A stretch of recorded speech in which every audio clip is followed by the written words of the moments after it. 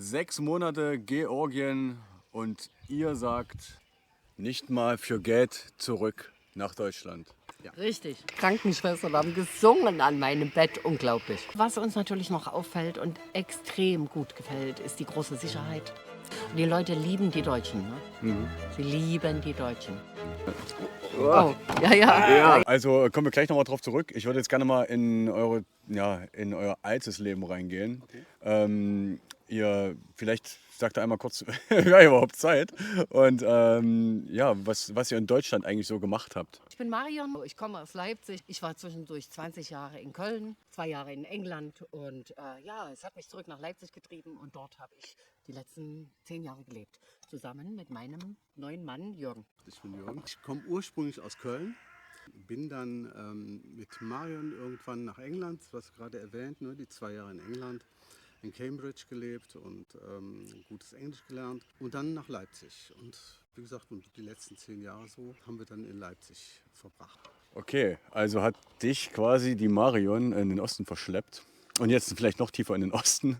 Aber ihr habt, wie gesagt, in Deutschland gelebt, da auch ein Unternehmen gehabt, so wie ich das noch mich erinnere. Was hat sich denn dann am Ende falsch angefühlt? Warum ihr dann wirklich den Weg, ich meine, Georgien ist jetzt nicht unbedingt ein Allerweltsland, gewagt habt, hierher zu kommen? Ja gut, wir hatten in Köln erstmal ein Unternehmen, haben das dann aber geschlossen 2010, sind dann nach England. Und in Leipzig waren wir als Coaches tätig. Ich bin ja Psychologe, Studierter und auch Coach und Traumatherapeut und und das haben wir da auch gemacht. Wir hatten dann so ein kleines Unternehmen, wir beide haben in erster Linie Coaching gemacht mit den Leuten. Beziehungscoaching dann auch. Ja. Haben einen Online-Kongress gemacht vor 2 Jahren. Ne? Ja. So, ja, und was jetzt da zu viel wurde oder zu wenig, ja, das ist eine gute Frage. Das sind einige Dinge, ne? Ja, also für mich natürlich, als Ossi war es natürlich eine Wiederholung einer vorrevolutionären Situation, die ich schon in der DDR erlebt hatte. Also faktisch der Zusammenbruch meiner zweiten Heimat hat sich angebahnt. Und das konnte ich nicht mehr ertragen. Ich konnte es nicht mehr ertragen. Ich bin ja im Goldenen Westen aufgewachsen, der Goldene Westen. Das heißt auch mit dem amerikanischen Traum, ne? American Dream, der ist aber dann auch immer mehr zerplatzt. Und ich habe schon früh, also ich bin eigentlich sehr ich kann sagen, in Freiheit aufgewachsen. Ne? Habe also wirklich alles machen können, was ich wollte. Bin auch damals schon nach Frankreich, habe in Frankreich gelebt und so weiter. Marokko 2-mal und so. Und in Leipzig im Grunde genommen habe ich dann bemerkt, dass es irgendwie immer enger wurde. Alles wurde für mich immer enger, begrenzter, beschränkter, kontrollierter und im Gegensatz zu dem, was ich im Westen damals so erfahren habe, habe ich mich in Leipzig dann immer mehr unfrei gefühlt. Ja, so. Was ich noch sagen kann dazu, warum mir das so aufgefallen ist, ich habe im Psychologiestudium hatte ich einen Schwerpunkt, das war die NS-Zeit, damals. So, und von daher, wir haben uns sehr mit Propaganda und so befasst. Und als das dann zum Beispiel mit Corona akut wurde, war für mich, also ich glaube, es hat keine Sekunde gedauert, ne, nachdem das so propagiert wurde, dass mir klar wurde, oh Gott, das kenne ich. Ne? Das ist Propaganda, jetzt geht's los. Ne? So, und das hat sich eben für mich immer mehr verschärft. Und dazu kamen natürlich auch andere Sachen. Also wir haben gearbeitet, wir haben viel gearbeitet und mussten aber auch ganz viel immer bezahlen. Also Steuern, die Lebenshaltungskosten, ne, wurden immer mehr. Und und dann irgendwann war für uns eigentlich auch klar, das geht nicht mehr, wir wollen auch nicht mehr. Das geht nicht mehr. Wir müssen eine neue Heimat finden. Ja. Spannend, weil ihr habt jetzt eigentlich aus 2 unterschiedlichen Gründen gesagt, das kenne ich. Jetzt habe ich auch rausgehört, ich habe jetzt gehört Marokko, Frankreich, England. Am Ende seid ihr jetzt nach Georgien gekommen. Was war jetzt da der Auslöser und welche Erwartungen habt ihr jetzt an Georgien gehabt, bevor ihr herkamt? Und vielleicht noch als kleine Frage nachgeschossen, was hat sich erfüllt und was war vielleicht auch ganz anders, als ihr das euch vorgestellt habt? Ich hatte von Georgien gehört, erstmal natürlich über einen Videokanal von dir, ja, über dieses Video, was ich total interessant fand, aber auch noch von einer Freundin, die schon in Georgien gelebt hatte, in Tbilisi und hier an der Uni war und so weiter. Und davon hatte ich erfahren, dass das ein sehr, sehr freundliches Volk ist und also irgendwie, es sollte so einen bestimmten Charme haben, dieses Land, was mir vom klang Georgien erstmal so nicht nahe war. Ja? Aber ich habe darüber so viel Gutes gehört, dass ich dachte, ja, also vielleicht schaust du dir doch auch noch mal diese osteuropäischen Länder an. Ja? Und Georgien, das war dann am Ende eigentlich über dein Video.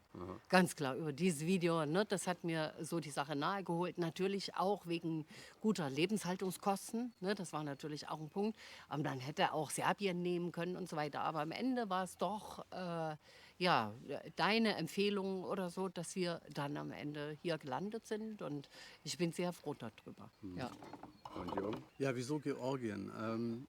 Also erstmal, es durfte auf keinen Fall ein Land innerhalb der EU sein für uns, für mich. Ne? Das war da also Frankreich und Italien oder was weiß ich alles, auch Schweiz und das hätte nicht funktioniert. Und also ich musste schon raus. Ne? Und ja, und Georgien, wir haben uns da umgeschaut, auch nach anderen Ländern und sowas. Ja. Ne? Und Georgien hat sich dann angeboten, habe ich auch jetzt, wie Marion schon sagte, über deine Videos. Ja. Und dann auch durch andere Videos, also dann habe ich quasi Blut geleckt und dann angefangen, mich halt schlau zu machen. Ja. Und es hat mir einfach gefallen. Also jetzt einmal, was du erzählt hast hier, ne, über das Leben, jetzt in Poti speziell. Und dann, was ich noch gesehen habe, so überhaupt über Georgien, die Landschaft, also einfach die Natur. Ne? Und wir leben ja hier im Grunde genommen, wir beide leben hier quasi mitten in der Natur. In der Natur sitzen wir. Ja, wir sitzen hier in der Natur, ja genau. Ne? Ja, 20 Minuten zu Fuß zum Schwarzen Meer. Ne? Theoretisch, wenn man sich nicht verläuft. Genau, durch den Wald. Ne? Das stimmt. Heute haben wir uns verlaufen Ja. auf dem Weg hierher. Gut, aber das war das Handy. Ja, das war das Handy. Die anderen sind Das schuld. war ich. Das sind immer die anderen. Ne? Ja, ja. Nein, aber wir leben wirklich zwischen Schwarzem Meer und einem wunderschönen See. Ja, auf der einen Seite ja, 20 Minuten, glaube ich, zum Schwarzen Meer, auf der anderen Seite 10 Minuten zu diesem herrlichen See. Paljastomi, davon redest du, oder? Ja. Genau. Ja, und zum es Schwarzen ist- Meer geht es immer durch den Wald, das ist auch Ja, sehr schön. auch Und da toll. haben wir jetzt angefangen auch zu laufen, ne? Ja. Morgens, ganz früh. Ja, gehen- Jürgen fängt laufen wir jetzt durch den an Wald. und rennt. Ja. Ich auch, wir beide. Ja. Ja, Ja, sehr und gut. Jürgen das erste Mal seit 20 Jahren. Ich bin schon die ganze Zeit so gerannt, aber er das erste Mal seit 20 Jahren. Zeit lang, ja. Richtig cool, doch. Ja. Also die Natur ist einfach umwerfend, ne? Ja. Die ist umwerfend, ja. Und nochmal auf die Frage zurück, die ich ja auch noch gestellt hatte. Was war vielleicht anders, als ihr es euch vorgestellt hattet? Gab es da irgendwas oder ist alles genau so gewesen, wie ich es gesagt habe, oder wie ihr euch das vorgestellt habt? Man interpretiert ja auch immer sehr viel, dann so rein malt sich was aus und so weiter. Und oftmals gibt es ja dann vielleicht auch ein paar Unterschiede zum Alltag oder zur Realität. Also, da vielleicht ich ganz schnell. Und Okay. zwar folgendes. Wir sind das schon gewöhnt aus England. Es gibt ja sehr oft eine Art Kulturschock. Hat jeder Mensch, wenn er in eine andere Kultur kommt. Wir waren also sozusagen auf irgendwelche Überraschungen vorbereitet. Aber die kamen eigentlich nicht besonders, muss ich sagen. Ja? Wir hätten mit allem Möglichen, ich hätte mit allem Möglichen gerechnet. Ich war vorbereitet, ne? Aber nee, nette Leute, nette Schrift. Ja, wirklich freundliche Nachbarn.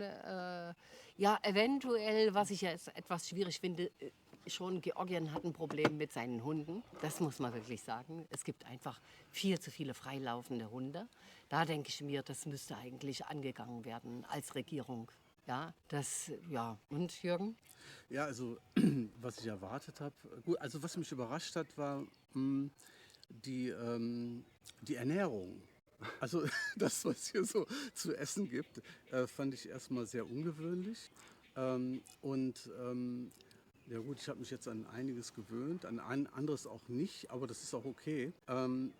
Es besteht zum Beispiel auch die Möglichkeit, sich was schicken zu lassen, ne? Über irgendwelche Online-Portale oder was. Ne? Also das ist überhaupt kein Problem. Aber es hat mich erstmal verwundert, ne? Also war ich jetzt nicht drauf gefasst. Das Zweite, was mich so ein bisschen erstaunt hat, war so der erste Eindruck, die Fassaden, ne, der ja. Häuser. Okay. So, die waren Okay, erstmal das stimmt. Wenn's die befremdend, denn sage ich gibt. mal. Wenn es die gibt. Ne? Ja, Ja. So. Und Ja. was ich aber dann sehr auffällig fand, dass sobald ich in ein Haus reinkomme, also jetzt nicht ins Treppenhaus, okay, aber in eine Wohnung, wunderschön. schön, Ja. alles schön ausgebaut und alles, aber von außen eben, naja, ne, außen Ja. pfui, innen hui, ne, sowas. Das liegt wohl an der Finanzierung, dass die ja. Leute kein Geld haben für Und die. keine Ahnung, ist ja jetzt egal. Es geht ja, Ja. darum, was mich so verwundert hat oder wo ich überrascht war. Und was mich noch überrascht hat, war eine Parallele zu den Menschen. Auf den ersten Blick auch so ein bisschen ne, so und ne, nicht so, Bisschen grimmig. so präsent, so.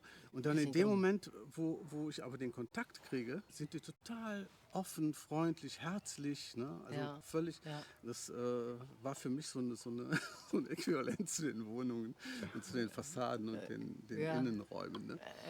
Ja, es ist ein schönes Bild, was du da malst. Du hast jetzt auch gesagt, dass du mit oder dass ihr auch Kontakt auch viel mit den Nachbarn habt und so, dass sie freundlich sind und so. Habt ihr da schon richtig, ich meine, 6 Monate ist jetzt nicht so lange, aber lange genug, um wirklich Kontakte auch zu kriegen? Wart ihr da auch mal schon bei Feiern eingeladen? Oder wie ist dieser Kontakt genau gewesen? Das sind ja mehrere Kontakte eigentlich. Ne? Du hast jetzt so Ich eine habe jetzt Freundin, eine Freundin gefunden. sozusagen, Ja, ne? eine Freundin gefunden, ja. Allerdings ist die auch von woanders her. Ja, Aus Jordanien, aber sie Jordanien? spricht Russisch, Ja, ja, Jordanien, sie ja. spricht Russisch, sie spricht Englisch. Ist schon sehr schön, sehr, sehr interessante Frau. Und ja, also die Nachbarn, was ich schon merke, also viele sprechen Russisch. Ne? Nun habe ich ja noch ein bisschen Russisch gelernt in der Schule. Ich muss aber sagen, dass ich das jetzt gerade auffrische. Also das wird jetzt aktiviert, das Russische. Ich freue mich drauf. Ich habe ab jetzt Russischunterricht. Schon die 3. Woche. Ja. Aber ne, und junge Leute sprechen oft Englisch. Viele junge Leute sprechen Englisch. Aber jetzt konkret deine Erfahrung, deine Erfahrung ist jetzt konkret mit der Jordanierin, ja? In der Nachbarschaft, oder habt ihr da noch alle Fälle da. andere? Doch, wir hatten auch andere. Wir waren einmal eingeladen zu einer großen Feier bei einem Architekten oder Tiefbau-Spezialisten. Ja, genau. Und dann, Dann waren wir werden im Grunde da jeden Tag eingeladen, Das war weil doch- die haben ja da in der Nachbarschaft immer solche Unterstände, wo die dann immer so zusammensitzen. Ja, ja, genau. Und dort Ja, würden sie uns am liebsten vom Eingang wegzerren und Genau. mit zu diesem Unterstand. Das machen die dann manchmal. Ne? Ja, Und dann, genau. Wodka, ne? Wird ja, so Wodka ja, gereicht Wodka. und Ja, so, jetzt ne? Nicht immer, Doch, aber der eine trotzdem, schon. Ja, gut, okay. Doch schon immer. Einmal. Komm. Wenn Sie könnten, würden Sie könnten, wahrscheinlich also, mehr trinken. ja, ja. Aber da ist schon ein bisschen die sprachliche Barriere da. Ja. Die ist schon ein bisschen da. Ja, also entweder man gewöhnt sich dran oder man lernt ein bisschen die Sprache oder aber ja, man. Aber es gibt so wunderbare Erlebnisse. Wir sind einmal vom Einkaufen die Straße lang zurück zu unserer Wohnung gegangen. Ja, Und es hat ein bisschen geregnet irgendwie so. Und dann hält ein Auto, ne? Und winke. Ne? Ich kenne die nicht, habe die nicht erkannt. Ne? ja. Und winken und so. Ne? Wir einsteigen. Ne? So. Und dann haben wir gesagt, okay, warum nicht? Mal gucken. Ein Kilometer irgendwie. So, ja, genau. Ja, und dann sind wir da eingestiegen und dann haben wir dann während der Fahrt schon erfahren, dass das unsere Nachbarn sind und auf derselben Etage mit 3 Kindern. Ne? Ja, Und, die uns erkannt hatten. Die haben uns erkannt, haben uns einfach mitgenommen. Ja, Einfach genau. So. Und Und ne, sowas. Oder es gibt so andere Begebenheiten, wo wir einmal im Also ganz kurz rein möchte. Wenn du jetzt sagst, die haben euch einfach mitgenommen, das heißt, die haben gesagt, kommt jetzt mit zu mir und dann sitzt ihr plötzlich bei denen am Tisch oder wie ist das gelaufen? Nö, die haben uns nur nach Hause gefahren. die haben uns nur mit ach so. zum Treppenhaus und Okay. so. Und dann sprangen uns schon die 3 kleinen Mädchen entgegen aus der Haustür fast, ja. Ja. Und wollten uns eigentlich gerne kennenlernen. Aber dann, das haben wir dann also doch irgendwie noch nicht so richtig hingekriegt. Sagen wir mal so. Noch nicht so richtig hingekriegt. Aber ich denke mir, wenn man da eine Art hätte, ja, mit umzugehen, dann würde man hier gut Anklang finden, glaube ich Ja. schon. Und die Leute lieben die Deutschen, ne? Sie lieben die Deutschen. Da Also, immer funkelnde Augen, wenn sie erfahren, dass wir aus Deutschland sind. Auch auf dem Bazar und so weiter. Hast du wahrscheinlich auch erlebt, ne? Immer. Ja. Genau. Ne, ja, und dann, was uns natürlich noch auffällt und extrem gut gefällt, ist die große Sicherheit. Na? Also das sichere Leben und dass man uns fast die Kreditkarte hinterher trägt, ne? Wenn wir sie irgendwie mal liegen lassen haben. Jetzt auch dich jetzt speziell als Frau angesprochen, weil du hast jetzt das Thema Sicherheit aufgemacht.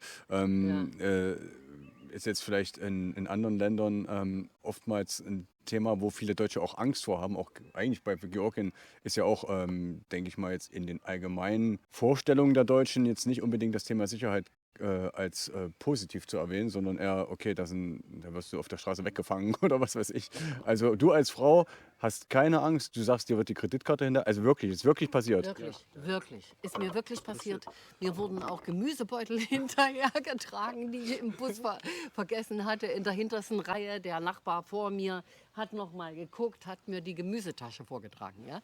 Nein, also mit einer ausgesprochenen Höflichkeit, Freundlichkeit und ein großes Gefühl von Sicherheit. Ich habe überhaupt kein einziges negatives Erlebnis. Im Übrigen wohnt unsere Tochter in den USA, in Chicago. Und unsere Tochter hatte Angst am Anfang, weil Chicago ist ein anderes Pflaster. Die hatte immer Angst um ihre Eltern, ja. Und jetzt muss sie einfach zugeben, oh, alles klar. Also Georgien scheint ein Land zu sein, da kann ich meine Eltern loslassen, denen kann da nichts Ist passieren. beruhigt.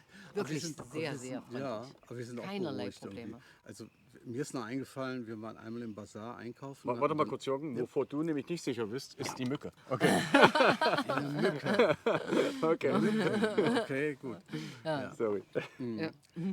Im Bazar, wir waren einkaufen, hatten dann ein paar Tüten mit Gemüse. Ne, da kriegt man sehr viele frische Sachen, schöne Ja. frische Sachen. So, und da haben wir irgendwo an irgendeinem Stand haben wir da was eingekauft, in irgendeinem Gang und haben dann die Taschen also abgelegt und sowas und haben die einfach vergessen. Hab die Sind vergessen. dann irgendwie eine ganze Strecke Ganze weitergegangen. Tüte. Ja, und so. Ja. Und irgendwann haben wir gedacht, im Moment, da fehlt da was. Ne? Wo sind die Tüten? Wo ist das eingekaufte Gemüse und so? Ja, und dann sind wir den ganzen Weg zurück. Zwischendurch dann in Läden rein, wo wir auch vorher gewesen sind. Die waren dann ganz auch besorgt. Ach nee, und weiß nicht, und das und das. Und Die geguckt, Tüte ne? weg, was ist denn da los? Gut, und dann Ja. sind wir also wirklich dann den ganzen Weg zurück und dann tatsächlich da, Zum Optiker, zu der wo Optikerin. wir sie haben stehen lassen, die hat sich Ja. gefreut, hat gestrahlt und hier, ja. ne? Da standen dann alle Tüten und Ja. die kennt uns heute noch, ne? Die Ja. ist schon ein paar Monate her jetzt, ne? Ja. Aber die, wenn wir da vorbeikommen, die lächelt dann immer Hallo. Da habe ich auch mal noch was zum Besten zu geben. Und zwar hatte ich mal Geld abgehoben, 600 Lari. Die habe ich mir, wie ich halt so bin, in die Arschtasche gesteckt. Und ja, irgendwann waren die weg. Und ich hatte Hundefutter gekauft. Und sonst war ich eigentlich nirgendwo. Und so 20 Minuten später habe ich das gemerkt, dass ich irgendwas bezahlen wollte. Ich hatte kein Geld. Okay, ich überlegt, okay, ich war eigentlich nur in dem Hundefutterladen, bin dahin zurück. Und da kam die schon mit dem Geld. Und es war Bargeld, lag auf der Erde. Also gab keine Veranlassung eigentlich. Ich hätte sagen können, nö, bei mir ist es nicht. Aber die hat gesagt, ja, da oben Kamera. Ich habe geguckt, wo es herkommt und kam mir bekannt vor, das Gesicht von dir. Und ja, so 600 Larin, das ist richtig viel Geld. Und ja, also kannst du teilweise leben manche Monate davon. Also die Rentner, glaube ich. Und, ja. Und Nee, das stimmt. Also kann ich hundertprozentig unterschreiben. Hundertprozentig unterschreiben. Die sind so ehrlich, ja. Es ist unglaublich. Ja, also in Deutschland kennt man das nicht mehr. Ich weiß nicht, ob es jemals so ehrliche Zeiten in Deutschland gab. Kann ich mich, glaube ich, nicht erinnern. Ja, nee, ja doch, da gibt es schon auch, dass einem irgendwie dann das Portemonnaie wieder in den Briefkasten gesteckt wird oder so. Habe ich schon auch erlebt. Aber jedenfalls Hab ich nee, sogar hier schon gemacht. extrem. Ja, hast du auch schon gemacht, ja? ja. Okay. Jetzt wart ihr in Deutschland selbstständig, ihr seid viel rumgekommen und so. Ist jetzt die eine Frage, ihr kennt verschiedene Welten, ihr kennt euch in Deutschland durchzusetzen, zu kämpfen, so eigenes Business zu haben, selbst klarzukommen. Wie sieht das mit dem Thema gefühlte Freiheit an? Sicherheit hat man jetzt schon, meine ich. Und wie kommt ihr hier eigentlich zurecht? Habt ihr ein Business oder irgendwie müsst ihr ja klarkommen, von irgendwas müsst ihr leben? Und wie war denn dann der Start, ja, jetzt wenn ihr das vergleicht, falls ihr denn ein Business habt? Ich weiß es ehrlich gesagt gar nicht. Ja, also wir kriegen Gott sei Dank jetzt mittlerweile eine Rente, ja. Ja. Die aber nebenbei arbeiten wir als Beziehungscoaches weiter. Und wann immer, ne, also ab und zu meldet sich jemand aus Deutschland oder auch anderweitig aus der Welt und fragt wegen Beziehungscoaching. Auch unsere Tochter in Amerika, die hat auch genügend Leute, die ein Coaching brauchen. Ja, Beziehung ist einfach eines der wichtigsten Themen im Leben und deswegen Coaching in dieser Weise, ja, wird wahrscheinlich nie ausgehen, ja, wenn du dieses Gebiet bearbeitest. Aber um das nochmal klarzustellen, es ging jetzt nicht darum zu sagen, okay, wenn wir dann in Rente sind, dann machen wir uns dann irgendwie Nee. Entschuldigung. ein schönes Leben oder sowas. Sondern das kam dann irgendwann, ne, dass dann auch die Rente kam, aber wir haben ja trotzdem weiter gearbeitet. Ja. Ne? Ich kriege Ja. die ja schon länger, ne? Die Ja, Rente ja, kriege ich ja, ja ja. schon länger. Und das hat damit nichts zu tun. Und hier ist es eher so, ja, mal gucken, wie es hier wird. Also die Rente, okay, mit der kommen wir ja erstmal wunderbar klar hier. Und ansonsten ist dann die Frage, ob es tatsächlich dann, ob wir dann hier noch ein Business machen, ne? Ist die Frage, vielleicht. Ne? Das ist jetzt im Moment nicht so aktuell. Wir kriegen, wie gesagt, ab und zu kommt da eine Anfrage, Coaching oder sowas. Ja. Ne? Das machen wir dann. Jetzt hatte ich vorhin noch die Frage zur Freiheit gestellt, die ist ein bisschen untergegangen. Aber erstmal, wenn, also ihr macht jetzt Beziehungscoaching, ihr habt jetzt da, denke ich mal, der Jürgen ist Psychologe. Wenn ihr da vielleicht da Lust drauf habt, dann würde ich das unten mal einem anpinnen, eure Kontaktdaten, falls jemand sich da melden will oder so und Genau. auch diese endlose Harmonie erfahren will, die ihr so habt. Sie ist ja auch ausgebildete Coach. Ne? Ich Also bin ist auch das ausgebildeter nicht, ne? Coach, genau. Ja, genau. okay. Doch, doch. Und nicht nur das, sondern auch noch psychologische Astrologin. Das ist auch noch sehr interessant. Also man kann unglaublich viel aus den Horoskopen rauslesen. Wirklich Wahnsinn. Ja, ich liebe es. Ich liebe es. Okay, aber jedenfalls, ja, wie wir uns, Ganz kurz. Ja. Und ja, also haben wir dann auch die Sterne noch abgedeckt. Dann würde ich jetzt einfach mal sagen, meine Frage zu dem Thema Freiheit ist einfach noch, wie fühlt ihr euch im Alltag? Gibt es irgendwelche Sachen, die euch vielleicht doch nicht so frei vorkommen, wie ihr dachtet oder wie es immer gesagt wird im Internet? Oder ist es wirklich so, wie ihr euch das vorgestellt habt? Vielleicht habt ihr ein paar Anekdoten. Also wenn ich früh am Morgen auf meinen Balkon trete und den Kaukasus anschaue, die schneebedeckten Berge, muss ich sagen, da bin ich erstmal immer froh, dass ich hier bin. Ja? Jeden Morgen. Ja, ja. Und dort können wir auch Frühstück essen und so weiter. Also die Freiheit, die weht uns schon so um die Nase. Und die Freiheit habe ich auch gebraucht. Also ich bin ein Mensch, der auch Sehnsucht nach fremden Ländern hat. Ja?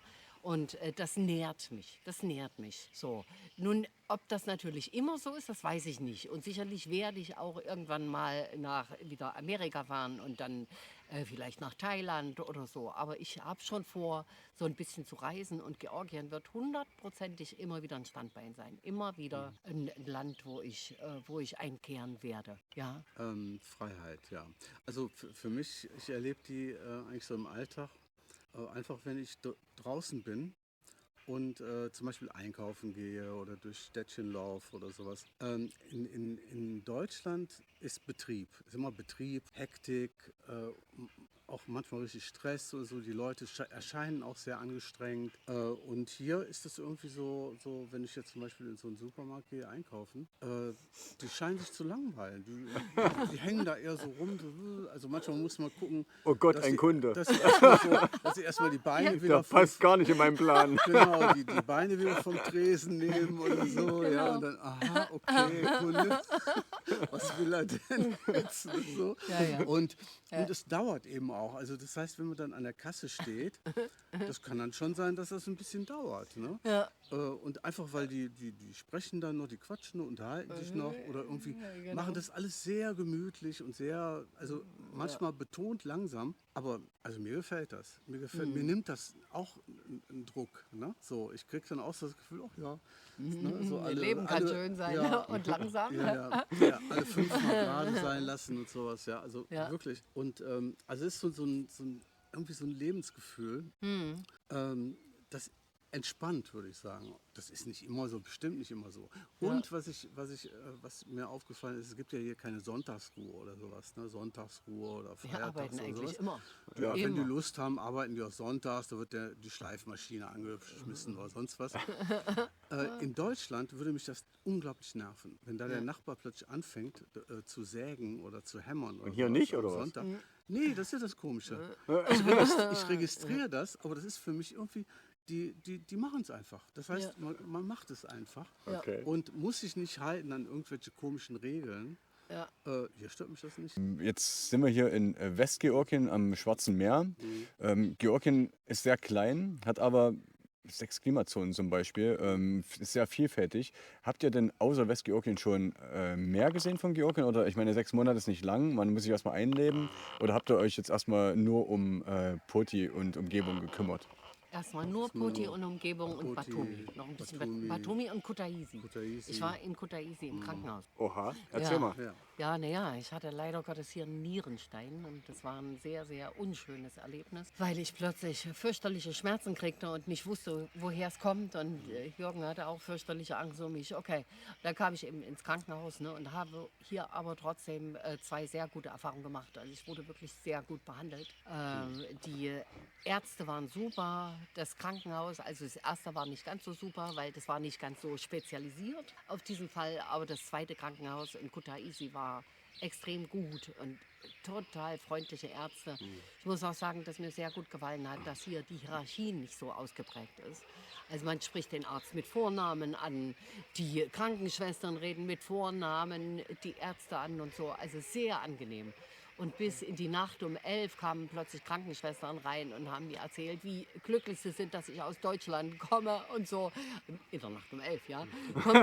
Die haben gesungen, die haben gemeinsam gesungen. Mehrere Krankenschwestern haben gesungen an meinem Bett. Unglaublich. Es war ein Witz, es war einfach nur ein witziger Krankenhausaufenthalt, ja.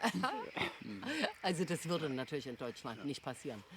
Ich habe das geliebt und vor allem auch, die Ärzte sind so nett, also Hammer. Ja, Also positive Erfahrung, Nierensteine. ja, auf alle Fälle. Ich wurde gerettet, mein Leben wurde gerettet. Drohende Blutvergiftung, wirklich, drohende Blutvergiftung, ja. Okay. Ja. Ich hatte dazu ja auch schon mal mit der Regina ein Video gemacht über ihren Krankenhausaufenthalt. Könnt ihr euch auch mal angucken, das war auch sehr witzig. Da ging es, glaube ich, um Autounfall mit Kuh und allem drum und dran. Ansonsten, wenn ihr sitzt jetzt hier, seid eine Weile da, was würdet ihr denn jemandem sagen, der jetzt vielleicht in Deutschland sitzt und gerade auswandern will oder sich überlegt, worauf kommt es ihm an? Vielleicht jetzt erstmal vom Mindset, worauf soll er achten, was soll er vielleicht sich dreimal überlegen oder gibt es vielleicht Personentypen, für die das gar nicht in Frage kommt?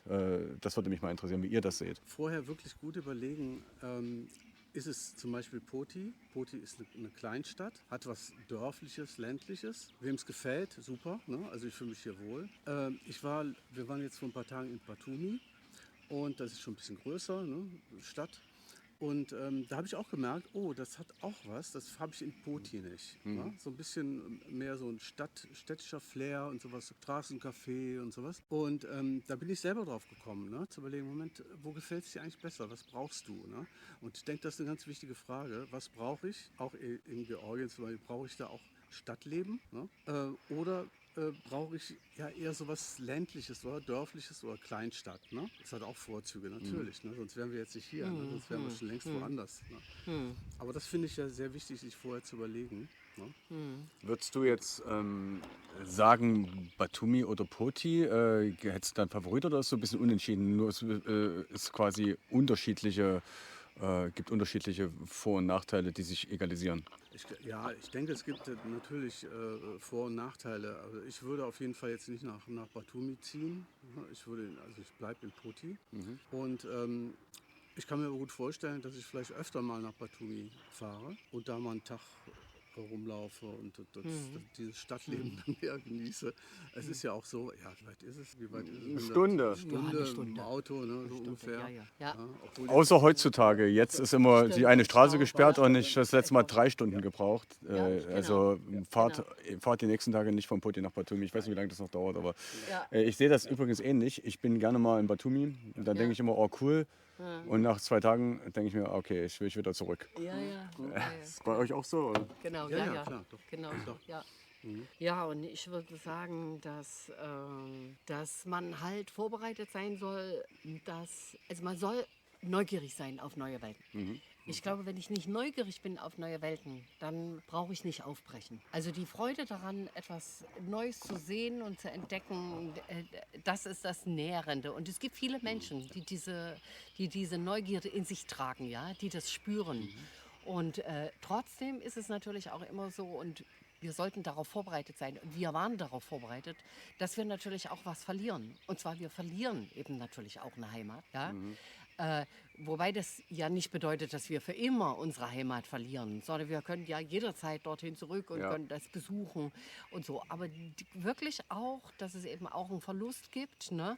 Und dass ich dann aber auch die Möglichkeit habe, wirklich etwas Neues zu entdecken. Und das ist ja auch ein Geschenk, ein absolutes Geschenk. Ja? Und mit vielleicht neuen Liedern, neue, ja, also interessante andere Lebensgewohnheiten, andere Nachbarschaften, wie die Menschen hier miteinander umgehen. Das ist einfach, wir kennen das nicht, ja. Wir könnten uns da so viel von abgucken, teilweise, ja. Wenn du jetzt Lebensgewohnheiten sagst, ich finde das auch ein ganz gutes Thema zum Schluss. Was speziell könnten wir uns jetzt, wir Westeuropäer, uns abgucken und respektive welche Lebensgewohnheiten oder Umgangsformen oder was auch immer, Traditionen, schätzt du denn jetzt hier besonders oder ihr beide? Ja, also ich liebe ja diese Unterstände, wo sich dann immer, ja, in jeder Wo du Nachbarschaft, reingezogen wirst. in jeder Nachbarschaft, ja, bilden sich dann immer so Grüppchen von Männern. Hier sind es natürlich Männer. Ich glaube, wahrscheinlich sitzen die Frauen zu Hause und kochen das Essen oder so. Aber ist egal. Ich finde diese Art der Nachbarschaft, wie die sich treffen, wie die sich mögen, wie die miteinander kommunizieren, zusammenhalten, ja, das finde ich sehr anstrebenswert. Ja. Wir kennen das überhaupt nicht mehr. Ja, wir haben vielleicht auch unsere Neubaugebiete, aber da trifft man sich nicht vor dem Haus, man redet nicht miteinander, man kennt sich nicht. Aber das ist doch absolut lebenswert, absolut lebenswert. Da kennen sich die Nachbarn. Ja? Jeder lernt jeden da kennen. Also wie gesagt, die Nachbarn wollen uns auch gerne kennenlernen. Wir können bloß noch nicht so richtig kommunizieren. Ja? Ja. Ja gut, die Sprache. Ne? Also es ist, muss darauf gefasst sein, dass hier Georgisch gesprochen wird. Aber was sind für die Sachen, die besonders positiv sind? Ich finde das schon positiv, wenn nicht zu verstehen manchmal. Ja, nee, die Frage war ja, welche Angewohnheiten oder so Ach der so, Georgier. ja. Ja. Oh, ja, das das muss ich ist hier drauf ein haben. bisschen gefährlich. Okay. Ja, hier war nämlich auch ein Loch. Ein Loch, ja, im ja. ja, ist egal. Okay. Ja, also da kann ich mir eigentlich Marion anschließen. Das, was ich sehr angenehm finde, dass kaum sind wir aus dem Haus, kriege ich das mit, dass die Menschen miteinander in irgendeiner Weise kommunizieren. Und die sind das wirkt auf mich Uns sehr, grüßen. die grüßen Ja. ganz freundlich und auch wenn man sie gar nicht kennt. Ne? Ja. Und es scheint so eine also so wo wir wohnen jetzt, ne, so diese Häuser, wie so ein eigenes kleines Dorf. Ne? Da gibt es ja. auch einen kleinen Laden und dann eine kleine Bäckerei und sowas, ja.